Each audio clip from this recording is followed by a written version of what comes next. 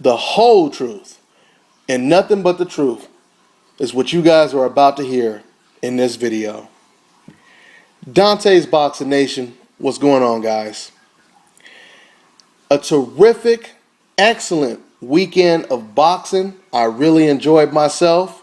You know, I don't really, surprisingly, I don't watch too much football and basketball. So I can honestly say I felt the way some of you guys that do watch football and basketball all the time felt sitting at home on a Saturday, flicking back and forth, watching 3 or 4 different, basketball games or football games. That's the way I felt this weekend with all of this boxing that we had. It was lovely, right? I really enjoyed myself. So anyway, we need to go ahead and address this Sergio Martinez situation against Murray. Okay, first off, I'm just going to go ahead and throw it out there. Sergio Martinez, he lost this fight. And, I don't know if I should say he was exposed, because if you guys have been following my videos, I've been telling you, as much as I like Sergio Martinez, I've been telling you guys that he is one of these, watered down slick fighters who gives you shades of great slick fighters, right? But at the same time, he doesn't have the complete package. Defense. I don't know how much I have to keep telling you guys this, but as far as I'm concerned, defense is the most important element in your arsenal. I mean, it's the most important attribute to have in the sport of boxing. I just think that it's just a little bit more important than anything else. To me, that's what separates fighters like Sergio Martinez from being an extreme elite fighter that can adjust and adapt, right? That's what separates Nonito Donaire, And I know some people are not going to like this, but that's what separates Juan Marquez from being an extreme elite fighter. Okay? Marquez is a great fighter. He is not on the level of a Floyd Mayweather, of a Guillermo Rigondeaux, of a Roy Jones Jr. He's not on that level. I mean, come on, guys. Let's be realistic about it, right? Back to Sergio Martinez.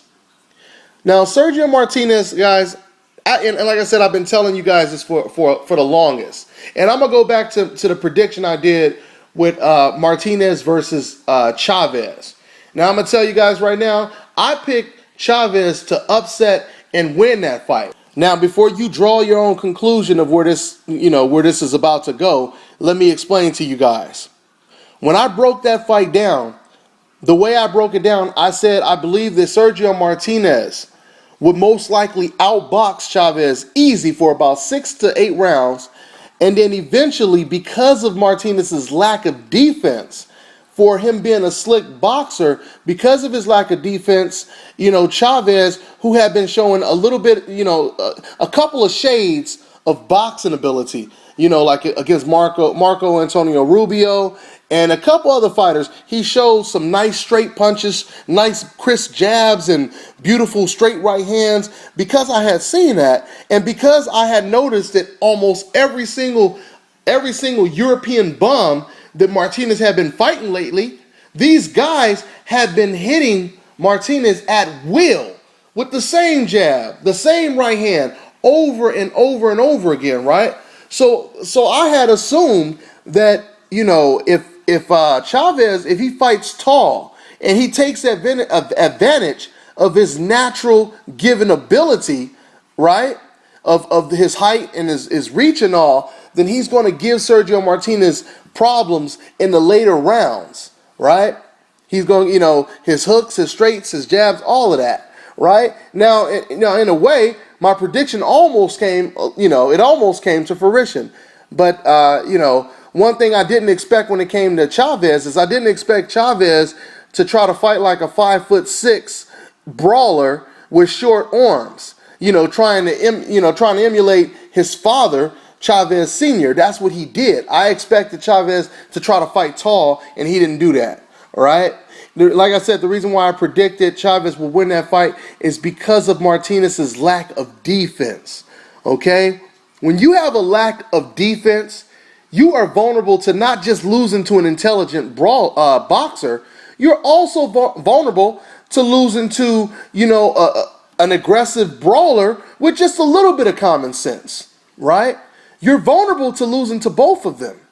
So, now let me go ahead and get into the actual fight.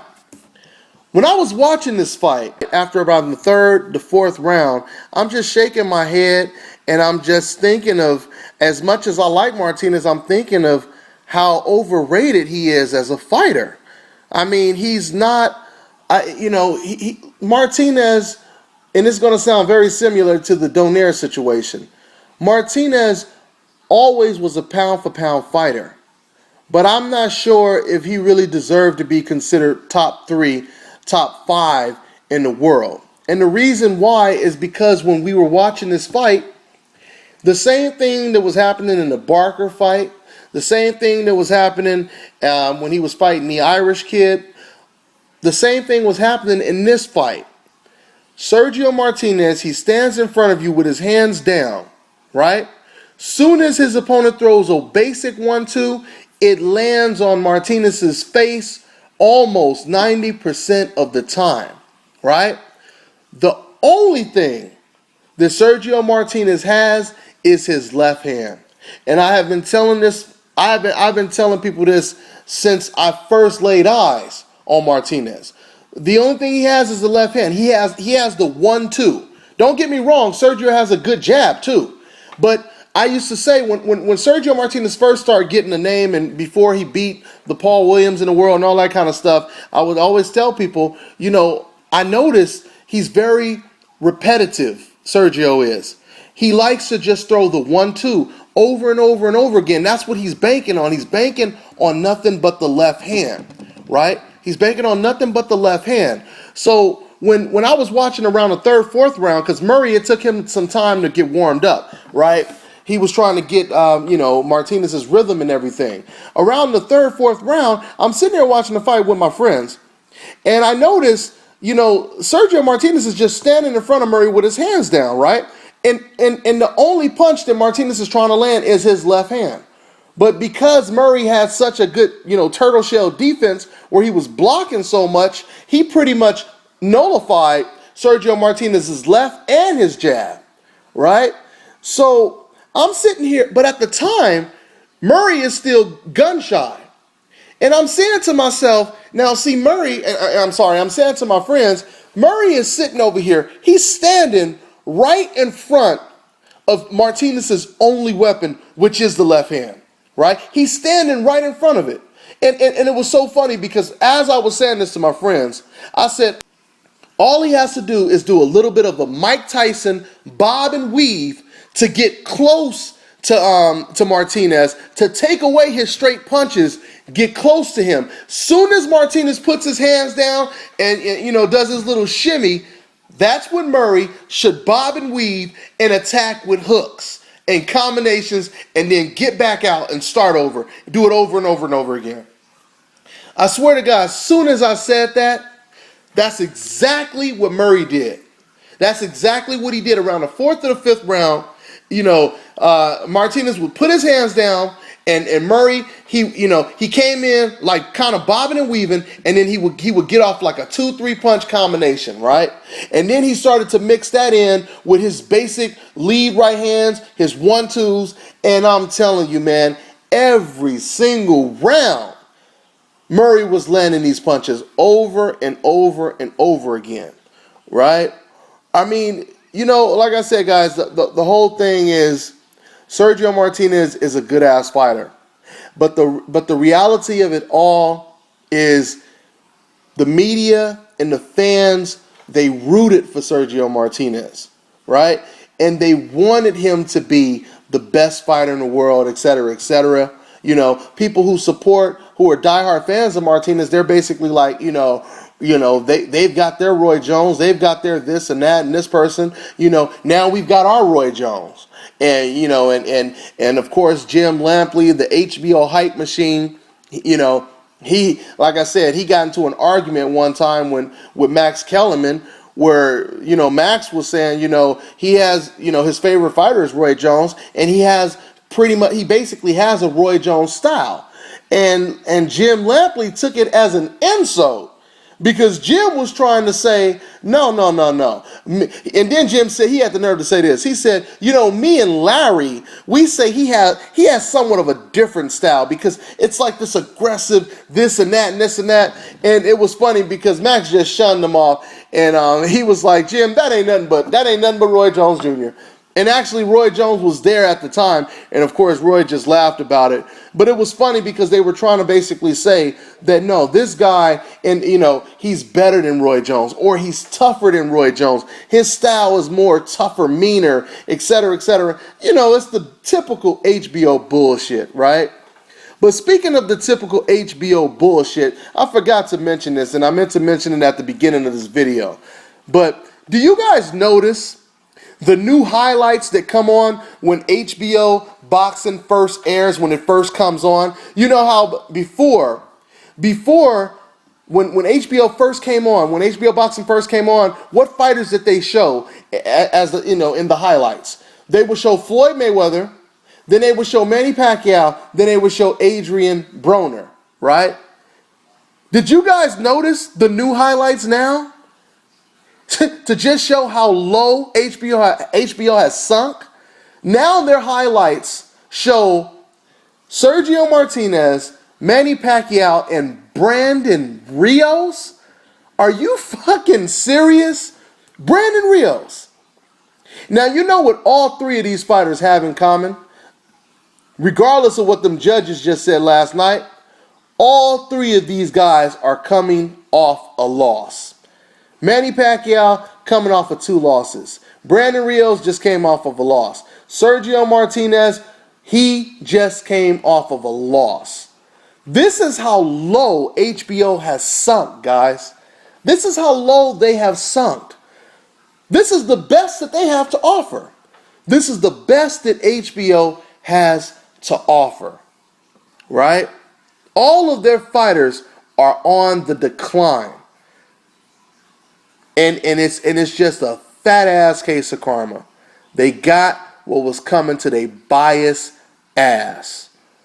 Okay? Like I said, you treated Floyd Mayweather, the most popular, the person who generates the majority of money for your network. You guys treated him like shit, right? Like, and I don't want to belabor the point, but understand something. If you don't like Floyd Mayweather, that's fine. But you cannot allow your personal feelings to interfere with the job that you're supposed to be doing at the time. Which is calling a fight blow by blow, right? You can't all of a sudden turn that off and on. You have to do your job. You can't just sit there and all of a sudden say, fuck that, I'm going to be a fan tonight and I'm going to talk crap. No matter what punches Floyd Mayweather lands, I'm just going to sit there and say it wasn't shit. And not because this guy is such a cocky bastard and this and that. No. It doesn't work that way. You have to continue to be professional. You have to be. Like I said before, man, if you are a judge, you can't fucking send people to jail just because you don't like them. You have to look at the evidence. You have to look at the facts, right? And that's what, and Jim Lampley and Larry Merchant, they wanted to throw the facts out the window and try to prosecute Floyd Mayweather, right? But it backfired on them. And now they're on the losing end of the stick. And I don't know how long it's going to take HBO to jump back on top. But right now, they are on the losing end. Okay? And I already know, for the people who love Martinez, we're going to get the age excuse. The age excuse. Oh, he's old. Oh, he's just slowing down. He's old. He has an excuse, built-in excuse. He's old. Let me tell you something, guys. That is nothing but an excuse. That's all it is. Understand something. Bernard Hopkins is 48 years old. And if Bernard and Sergio Martinez were to fight tomorrow, Bernard Hopkins would beat Sergio, and he would beat him easy.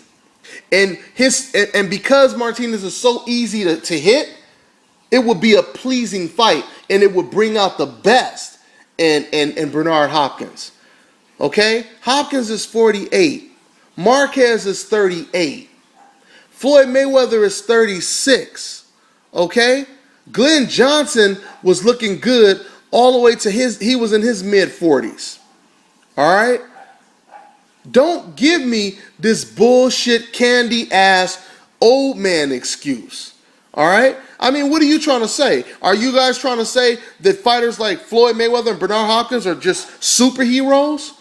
You know, they're fucking vampires to where they don't age? What are you saying? Are they just supernatural and you know, Sergio Martinez is just immortal? I mean, think about what you guys are saying. Sergio Martinez wasn't a Julio Cesar Chavez type fighter who was just in war after war after war. Martinez was a boxer. Martinez is a boxer. He has no excuse for someone to say that he's aging. He just got old. He didn't get old. Everything that you seen last night, we seen that in the Barker fight. We've seen that in all of his fights against these European bums, right? Sergio Martinez was always a good boxer with a terrible defense, okay? And understand something, guys. This relates completely to Floyd Mayweather because you have to understand something. No matter how much you hate Floyd Mayweather, this once again proves how great of a fighter Floyd Mayweather is. We already know Floyd Mayweather would have wiped these cats out, these Murrays and these Barkers. Floyd Mayweather would have wiped these guys out, and he would have made it look easy. You know, when you see all of these undefeated fighters or these considered pound-for-pound fighters losing to mediocre opponents, this shows how great of a fighter that Floyd Mayweather is. That it shows how great he is. Because Floyd Mayweather, when he fought them same mediocre fighters that these so-called great fighters are losing to, Floyd Mayweather beat these guys easy. Floyd Mayweather hardly ever got hit.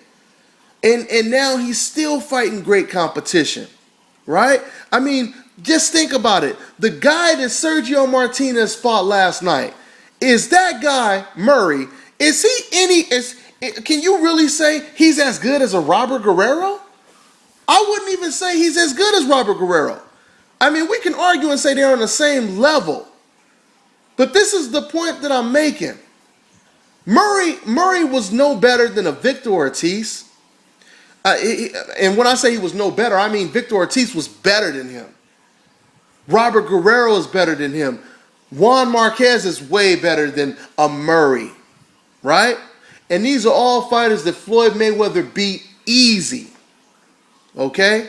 So I know the subject is Sergio Martinez, but like I said, it all relates. And look, I already know that Martinez broke his hand. Right? So before you guys start sending me messages saying, you know, you fucking idiot, Martinez, he hurt his hand and that's why he looked like that and all this shit like that. Let me tell you something right now. What the fuck does breaking your hand have to do with getting hit with the same punch over and over again? You telling me that if you break your hand, all of a sudden you forget how to use defense? Or because you break your hand, all of a sudden the bone in your hand travels all the way up to your damn common sense head?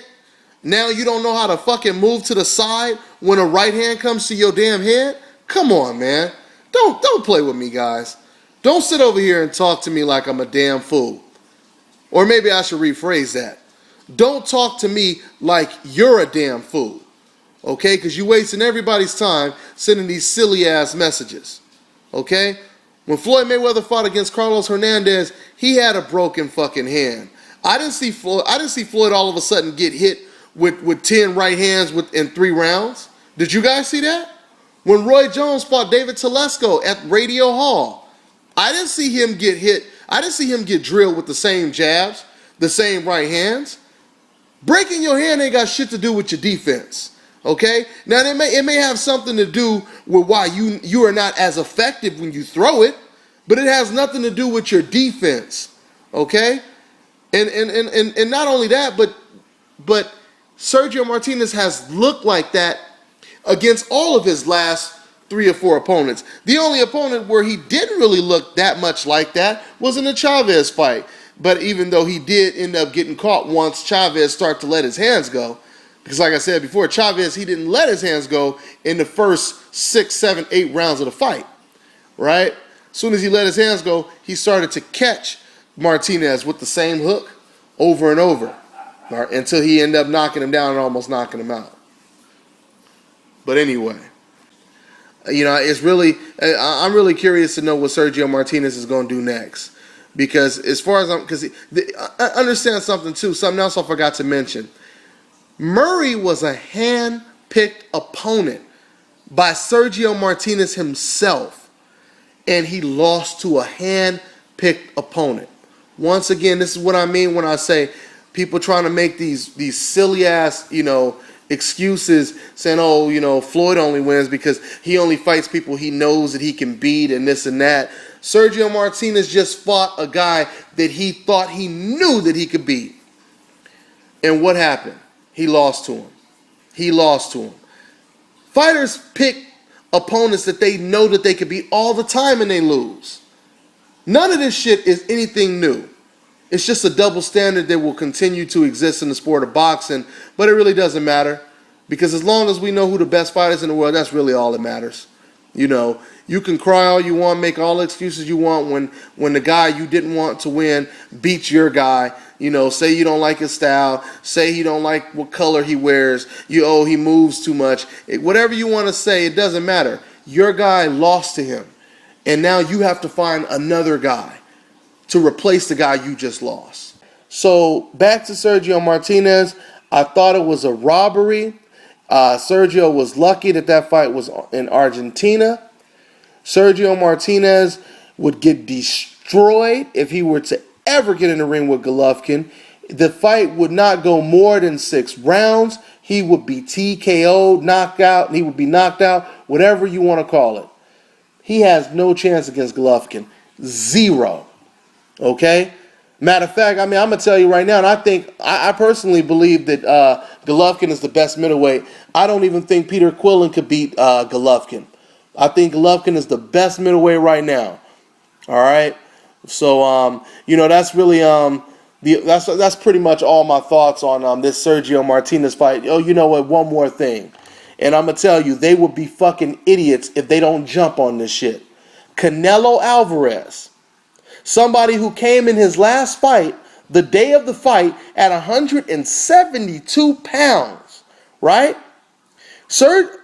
Canelo is killing himself trying to stay at a division that he is not even comfortable in because he wants this fight with Floyd Mayweather so much, right? But like I said before, guys, as much as I would love to see that fight and as much as I think Floyd Mayweather would beat Canelo Alvarez, I don't see that fight happening because I don't see how a fighter who fights on the night of the fight weighs 172 pounds, how is he going to fight against a guy, Floyd Mayweather, who's already a small welterweight, and he comes in on fight night at like 154 pounds, right? I don't see how that fight is going to happen.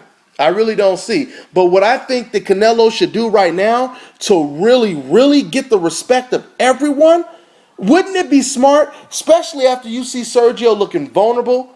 Wouldn't it be smart for Canelo Alvarez to jump on Sergio Martinez and try to beat pound for pound, top 5, one of the best fighters in the world? At least that's what he's ranked. Wouldn't that make sense, guys? That's what Sergio Martinez should do. That's what Canelo should do. He should take advantage before someone else comes along and beat Sergio. Canelo should take advantage and he should try to go in there and win. You want to be considered pound for pound one of the best fighters in the world? This is a perfect opportunity. If Canelo was 172 pounds the night of the fight, that means he walks around at 180, at a minimum 180. 180 and above. That's what type of weight that Canelo Alvarez walks around with. Okay? He's about 180 pounds walking around. And you're telling me that this guy can't fight at 168? You're telling me he can't fight at 160? But he wants to fight someone who fights at 147? Look, man, the thing is, Canelo Alvarez can, if he was good enough and he had enough confidence, Canelo Alvarez can still fight other pound for pound fighters and still, prove that he is one of the best fighters in the world, a truly elite fighter, right? The question is he going to do it? You got Andre Ward, who's considered pound for pound number 2, right? You got Sergio Martinez. I don't know where he falls. As far as I'm concerned, I would say he's closer to 9 or 8. But you got Sergio Martinez. Canelo Alvarez needs to stop bullshitting. Fucking Sergio Martinez was 175 pounds a month before the fight. Canelo Alvarez was 172 pounds the day of the fight. That makes way more sense than you trying to fight a guy who fights at 147. Like I said, man, the fight, I would love to see that fight, Floyd Mayweather versus Canelo Alvarez. I mean, it would break all records. It would be the largest pay-per-view attraction of all time. I truly believe that. But Canelo Alvarez is too damn big. He needs to fight guys that are closer to his own weight, right? And realistically, Andre Ward and Sergio Martinez are way closer in weight to Canelo than Floyd Mayweather is. So, yeah, I guess that's pretty much it, guys. I'm going to go ahead and start working on this Zab Judah Danny Garcia fight. And I'll catch up with you guys. I'm on to the next one.